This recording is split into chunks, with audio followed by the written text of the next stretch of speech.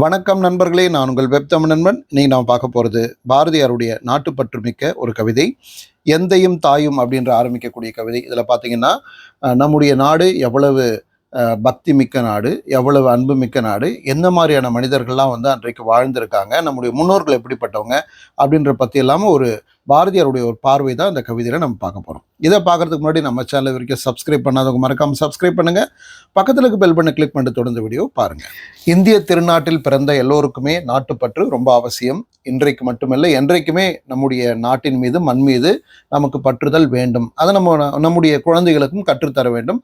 ஏன்னா நம்முடைய மூத்த தலைமுறை அப்படி தான் கற்றுக் கொடுத்தாங்க. நம்முடைய முன்னோர்கள்லாம் பார்த்தீங்கன்னா இந்த மண்ணை தாயாக பாவித்து வணங்கினாங்க. அதனால தாயே உன்னை வணங்குகிறேன் அப்படின்னு தான் சொன்னாங்க. அதான் வந்தே மாதரம் என்ற வார்த்தைக்கு அர்த்தம். அப்போ இந்த தாயே உன்னை வணங்குகிறேன் அப்படின்றத பாரதியார் எப்படி வந்து நெஞ்சுருகி ஒரு பாடலாக பாடியிருக்கார் அப்படின்றதான் இந்த பாட்டு. முதல்ல முன்னோருடைய பெருமையை சொல்லி தொடங்குகிறார். எப்படி தொடங்குறாரு? எந்தையும் தாயும் மகிழ்ந்து குழாவி இருந்ததும் இந்நாடே, அதன் முந்தையர் 1000 ஆண்டுகள் வாழ்ந்து முடிந்ததும் இந்நாடே, அவர் சிந்தையில் 1000 எண்ணம் வளர்ந்து சிறந்ததும் இந்நாடே, இதை வந்தனை கூறி மனதில் இருத்தி என் வாயுற வாழ்த்தேனோ, இதை வந்தே மாதரம் வந்தே மாதரம் என்று வணங்கேனோ என்று பாடுகிறார்.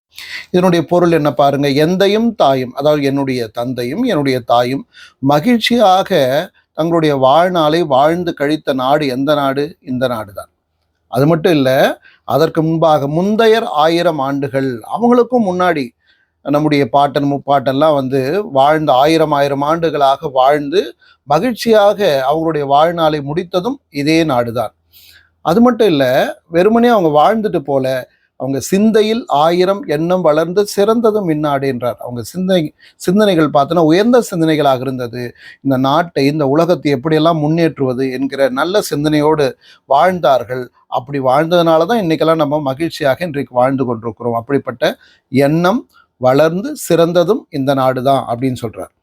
இதை வந்தனை கூறி மனதில் இருத்தியன் வாயுரை வாழ்த்தேனும். இதை வந்து நானும் வரவேற்கிறேன். இந்த சிந்தனையெல்லாம் வந்து அற்புதமான சிந்தனை. இந்த பெருமையெல்லாம் நம்ம எப்பவுமே மனசுக்குள்ளே வச்சுக்கணும். நம்முடைய அடுத்த தலைமுறைக்கும் இதை கொடுக்கணும். அதனால் நான் வந்தனை கூறி மனதில் இருத்தேன், ரொம்ப மகிழ்ச்சியோடு இதை வரவேற்று மனசில் வச்சுக்கிட்டு வாயார வாழ்த்துகிறேன் அப்படின்னு சொல்லிட்டு வாழ்த்துறார். இதை வந்தே மாதரம் வந்தே மாதரம் என்று வணங்கேனோ, தாயே என்னுடைய தாய் திருநாடே, என் தாய் மண்ணே, இதை நான் மகிழ்ச்சியோடு வணங்காமல் இருப்பேனா? உன்னை வணங்குறதுக்கான காரணங்கள், இத்தனை காரணங்கள் இருக்கு, அதனால நான் நிச்சயமாக உன்னை வணங்குவேன் அப்படின்னு பாரதியார் பாடுகிறார். அடுத்து பாடுகிறார் பாரதியார், இன்னுயிர் தந்தெமை ஈன்று வளர்த்தருள் ஈந்ததும் இந்நாடே, எங்கள் அன்னையர் தோன்றி மழலைகள் கூறி அறிந்ததும் இந்நாடே, அவர் கண்ணியராகி நிலவினில் ஆடி கழித்ததும் இந்நாடே, தங்கள் பொன்னுடல் இன்புற நீர் விளையாடி இல் போந்ததும் இந்நாடே, இதை வந்தே மாதரம் வந்தே மாதரம் என்று வணங்கேனோ என்று பாடுகிறார். இதில் என்ன சொல்ல வரார் பாருங்க. இன்னுயிர் தந்தைமை ஈன்று வளர்த்தருள் ஈந்ததும் இந்நாடே, இந்த உயிரை கொடுத்து வளர்த்து ஆளாக்கி பார்ப்பது யார் அப்படின்னா இந்த மண்ணு தான், இந்த நாடு தான். அதே போல நம்மை மட்டும் கிடையாது, நம்முடைய உறவினர்களையும் நம்முடைய சகோதர சகோதரிகளும் தாயும் தந்தையும் கூட இந்த மண்ணு தான் வந்து பெற்றெடுத்து வளர்த்தது என்று எழுதுகிறார். எங்கள் அன்னையர் தோன்றி மழலைகள் கூறி, என்னுடைய தாயும் குழந்தையாக தோன்றி வளர்ந்ததும் இந்த மண்ணு தான், அவர் கண்ணியராகி நிலவினிலாடி கழித்ததும் இந்நாடு என்றாங்க. அவங்களும் பெண் பிள்ளையாக இருந்து வளர்ந்து நிலவில் நீராடி வளர்ந்து மகிழ்ச்சியாக இருந்ததும் இந்த மண்ணு தான். அது மட்டும் இல்லாமல் தங்கள் பொன்னுடல் இன்புற நீர் விளையாடி இல் போந்ததும் இந்நாடு என்றார். நீர் விளைய பெண்கள்லாம் பார்த்தீங்கன்னா நீர்நிலைகளில் போய் விளையாடுவாங்க இல்லையா, அந்த மாதிரி நீரில் விளையாடி மகிழ்ச்சியாக நிலவினில் ஆடி தங்கள் வீடுகளுக்கு சென்று வாழ்ந்ததும் இந்த நாடுதான். அப்படிப்பட்ட இந்த நாட்டை, இந்த மண்ணை நான் எப்போதும் வாழ்த்தாமல் இருப்பேனா? நிச்சயமாக வாழ்த்துவேன் அப்படின்னு பாரதியார் சொல்கிறதான் வந்தே மாதரம் வந்தே மாதரம் என்று வணங்கேனோ. வாழ்த்துறது மட்டும் இல்லை, இந்த மண்ணை நான் வணங்குகிறேன். ஏன்னா என்னை மட்டும் இல்லை, என் தாயை மட்டும் இல்லை, இந்த உலகத்தில் இருக்கிற அத்தனை பேருமே பெற்று வளர்த்து ஆளாக்கி காத்திருப்பது இந்த மண்ணு தான். அதனால் இந்த மண்ணை வாழ்த்துவது மட்டுமல்ல, நான் நிச்சயமாக வணங்குவேன் என்று பாடுகிறார். அடுத்து பார்த்தீங்கன்னா இன்னும் என்னெல்லாம் இந்த மண்ணு வந்து நமக்கு கொடுத்துருக்கு, என்னெல்லாம் வந்து பெருமைகள் இருக்கு அப்படின்னு பாடுறார். மங்கையராய் அவர் இல்லறம் நன்கு வளர்த்ததும் இந்நாடே, அவர் தங்க மதலைகள் ஈன்று அமுதூட்டி தழுவியது இந்நாடே, மக்கள் துங்கம் உயர்ந்து வளர்ந்தன கோயில்கள் சூழ்ந்ததும் இந்நாடே. பின்னர் அங்கவர் மாய அவருடல் பூந்துகள் ஆர்த்ததும் இந்நாடே. இதை வந்தே மாதரம் என்று வணங்கியனோ என்று பாடுகிறார். அதாவது இந்த மண்ணில் தான் பெண்கள்லாம் குழந்தைகளாக இருந்து கன்னியராக வளர்ந்து அதற்கு பிறகு மங்கை பருவத்திலே மணமுடித்து இல்லறம் நடத்தி நன்றாக வாழ்ந்ததும் இதே நாடுதான்.